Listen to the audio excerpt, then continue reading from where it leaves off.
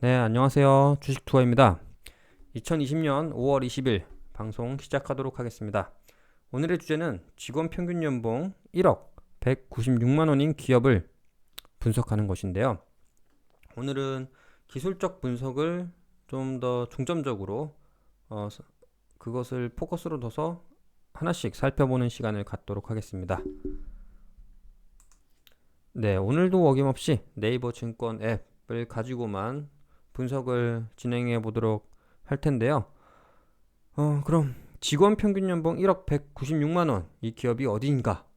네, 썸네일 우측 하단에도 나와 있었는데요. 바로 SK 하이닉스입니다.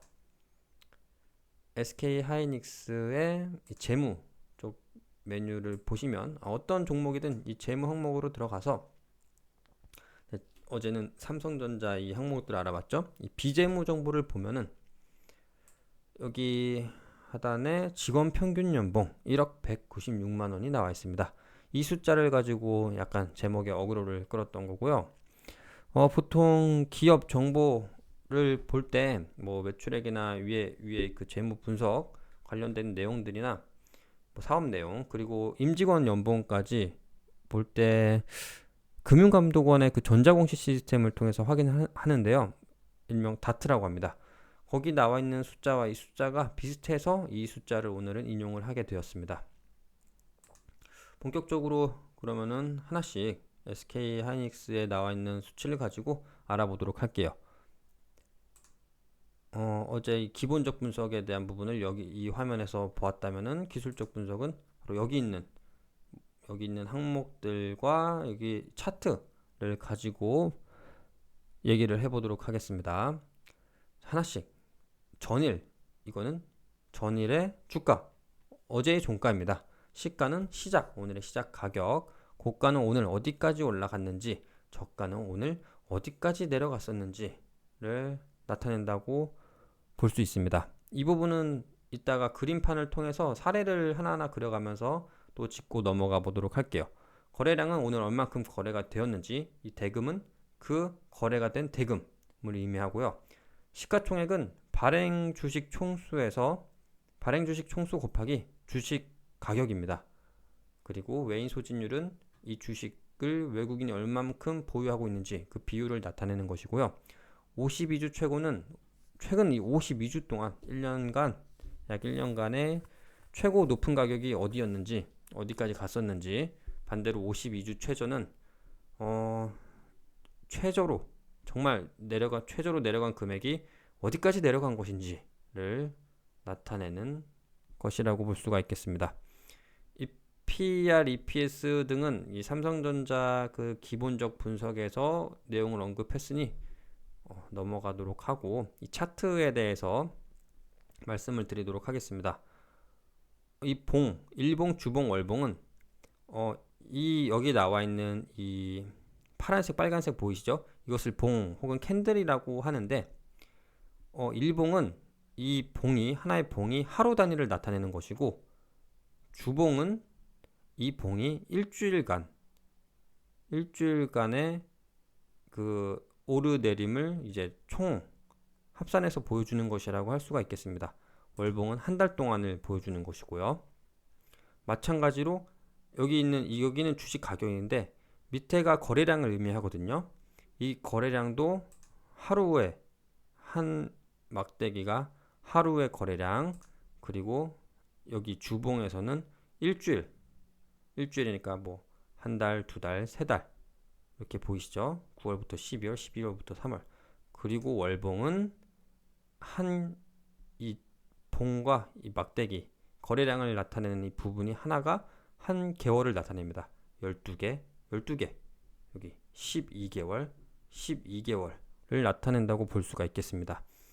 그리고 그 다음 1일, 3개월, 1년 나온 부분은 이 기간별 주가 추이를 보여주는데요.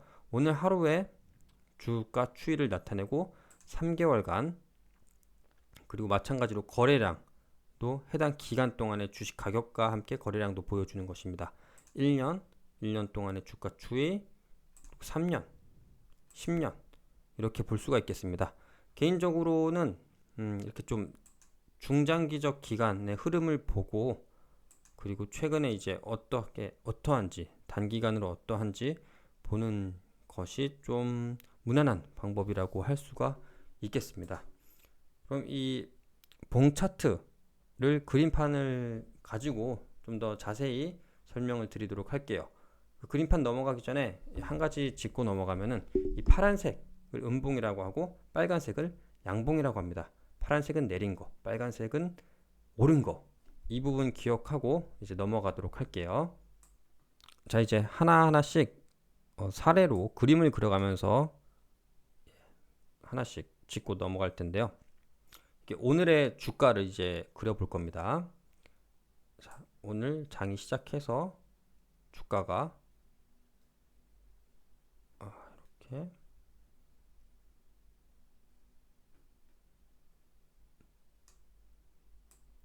이렇게 끝났습니다. 그러면은 이제 아까 시가, 고가, 저가 말씀드렸죠? 여기가 이제 시가, 시작 가격, 여기가 종가, 여기가 좀 애매하네요. 고가, 여기가 저가가 되겠습니다. 네. 시가, 고가, 저가, 종가. 그리고 이것을 이제 봉으로 그려볼 텐데요. 여기가 시작이고, 여기가 시작이에요. 시작. 여기가 시작입니다. 시작, 여기가 종가. 시가에서 종가로 주식 가격이 내린 겁니다. 내린 것은 바로 파란색. 여기 파란색이 맞죠? 파란색. 그리고 여기 저가와 고가를 연결해 주면 됩니다. 이런 모양의 캔들 차트가 나오는 겁니다. 다시 한번 다른 예를 들어볼게요. 색깔. 자, 여기서 이제 주식 가격이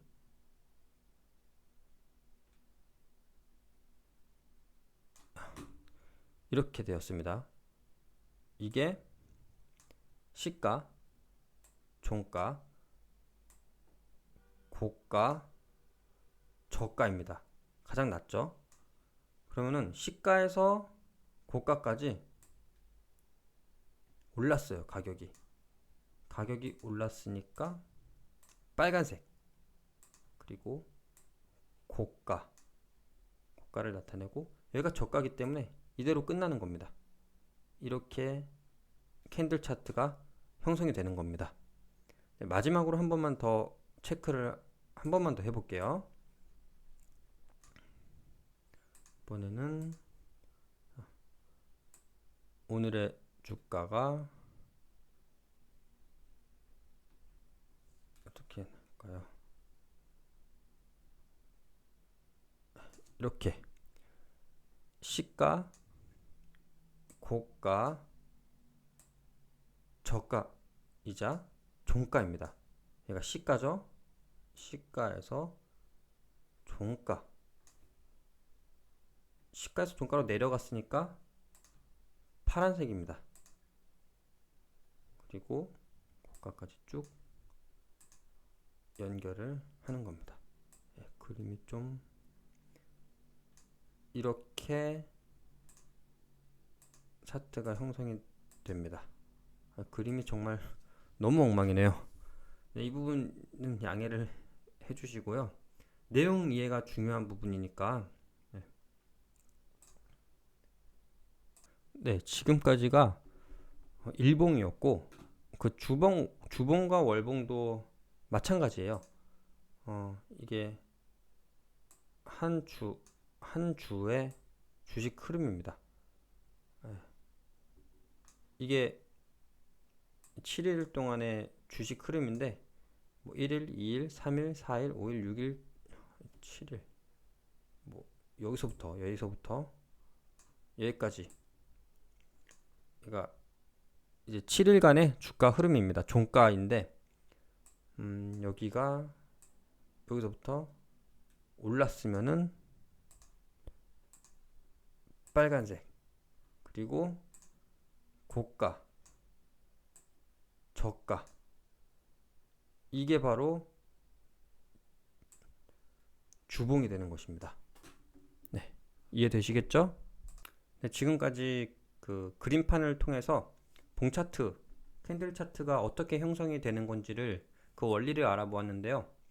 그 원리대로 나온 이게 그 나온 데이터라고 볼 수가 있겠습니다. 다음으로 이제 이동평균선만 한번 알아보고 오늘 방송을 마치도록 할게요. 이동평균선은 여기 나와 있는 부분인데요. 5, 20, 60 보이시나요? 녹색이 바로 5일 이동평균선, 20이 여기 20일 이동평균선, 60이 60일 이동평균선입니다. 이게 무엇인지 한번 엑셀을 가지고 다시 한번 좀 상세하게 말씀을 드려볼게요. 자, 그럼 엑셀을 통해서 한번 이동평균선이 어떻게 되는 건지 알아보도록 할게요. 여기 이제 하나의 가정입니다. 이게 1일부터 칸이 모자라서 23일까지만 했는데 1일날 주식 가격, 2일날 가격, 3일날, 4일날, 5일날 이렇게 쭉 가는 겁니다. 대략적인 히스토리는 뭐 약 한 달간, 뭐 주말 빼고 약 한 달간 주식이 100에서 시작해서 80으로 내려갔다가 뭐 120까지 올랐다가 80으로 뚝 떨어졌다가 115로 올랐다, 145로 좀 많이 왔다 갔다 하다가 160까지 올라갔다가 떨어지고 올라감을 반복했는데 결국은 한 달간 약 100에서 90으로 10% 떨어진 거예요. 이거를 먼저 그래프로 확인을 해보면은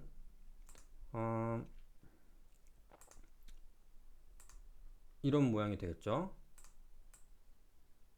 100에서 시작해서 90까지 굉장히 많이 왔다 갔다 등락을 보이는 것을 볼 수가 있습니다. 변동성이 커요. 이것이고 그냥 이게 1차트인 거고, 5일 이동평균선이란 무엇이냐, 여기 1일부터 5일까지 최근 5일간의 가격을 평균을 내요. 96이죠. 그리고 최근 5일간의 가격을 평균을 내면은 92가 나옵니다. 최근 5일간 가격을 평균을 내면은 99가 나옵니다. 최근 5일간 가격을 평균을 내면은 107이 나옵니다. 이렇게 쭉 5일 이동 평균선을 이동 평균 값을 연결한 것이 바로 5일 이동 평균선이에요. 아시겠죠?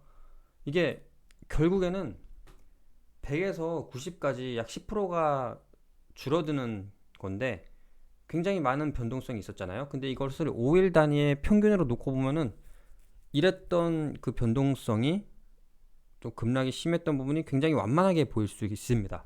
보통 이렇게 완만하게 보이게 되죠. 왜냐하면 평균이 이렇게 가거든요. 이걸 봤다가 하나가 빠지고 하나가 추가되고 이게 빠지고 하나가 추가되고 하기 때문에 등락이 크게 나오지가 않아요. 하나씩 보는 것보다.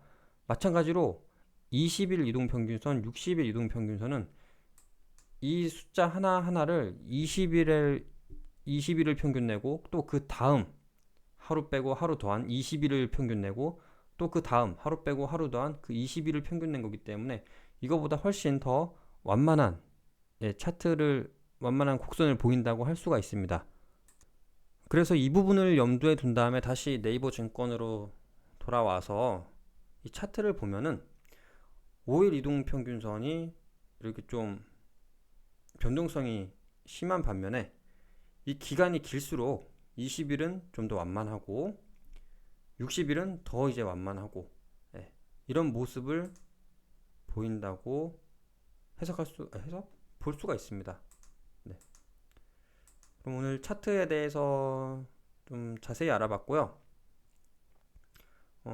이 차트를 어떻게 보고 어떻게 투자 의사 결정을 내려서 매수 매도를 해야 될지는 다음에 뭐 당장 내일은 아니더라도 또 기회가 된다면은 그 내용을 가지고 좀 중점적으로 방송을 진행해 보도록 하겠습니다.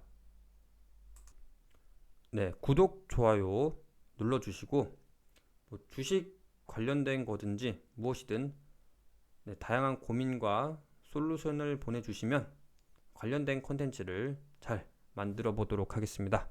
방송 마치겠습니다. 감사합니다.